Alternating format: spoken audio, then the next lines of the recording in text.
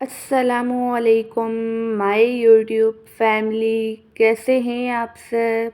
उम्मीद है कि आप सब खैरियत से होंगे। आज मैं आपसे रमज़ान स्पेशल बहुत ही ज़्यादा मज़ेदार से फ्रोज़न पराठा की रेसिपी शेयर करूंगी। इस पराठे को हम गार्लिक का फ्लेवर देंगे। आप इन्हें बनाकर रमज़ान के लिए फ्रीज़ भी कर सकते हैं। बस आपने वीडियो को स्किप किए बगैर देखना है ताकि रेसिपी का कोई भी पॉइंट आपसे मिस ना हो। रेसिपी को बनाना स्टार्ट करते हैं। सबसे पहले हम फ्रोज़न पराठा की डो तैयार करेंगे। इसके लिए मैंने लिया है 2 कप मैदा। इसमें ऐड कर देंगे 1 टीस्पून नमक और 3 टेबल स्पून ऐड कर देंगे दही। इन तीनों चीज़ों को हम अच्छी तरह से मिक्स कर लेंगे। आप इस रेसिपी को ज़रूर ट्राई कीजिएगा और मुझे अपना फीडबैक देना मत भूलिएगा। अब इसमें हम थोड़ा थोड़ा सा पानी ऐड करके इसकी सॉफ्ट सी डो तैयार करेंगे। आप देख सकते हैं मैंने यहाँ पर इसकी डो तैयार कर ली है। डो को हम अच्छी तरह से गूंदेंगे। डो पर हम घी अप्लाई कर लेंगे ताकि इस पर लेयर ना बने। अब इसे तकरीबन हम 15 मिनट के लिए रेस्ट दे देंगे ताकि डो अच्छी तरह से सेट हो जाए। डो को रेस्ट दिए हुए 15 मिनट हो चुके हैं। डो अच्छी तरह से सेट हो चुकी है। एक दफ़ा डो को हम दोबारा से गूंद लेंगे। आप देख सकते हैं डो कितनी ज़्यादा सॉफ्ट तैयार हुई है। अब इस डो के हम पेड़े तैयार करते जाएंगे।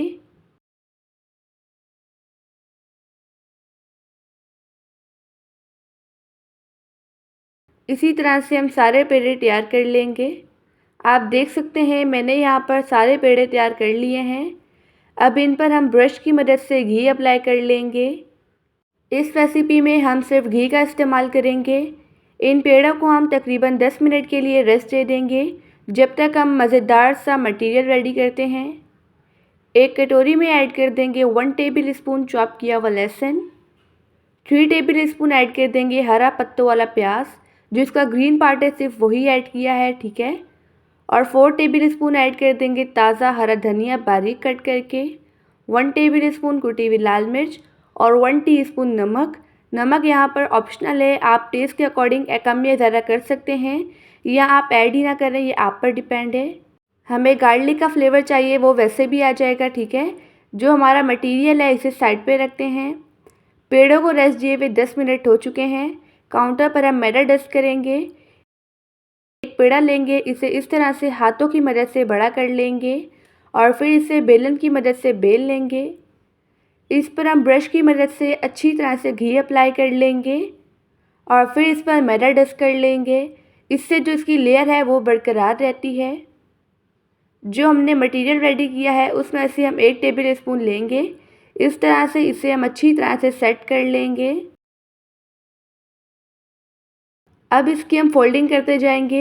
अगर आपको वीडियो अच्छी लगे तो वीडियो को लाइक कर दीजिएगा और एनबी कुकिंग को सब्सक्राइब भी कर लें।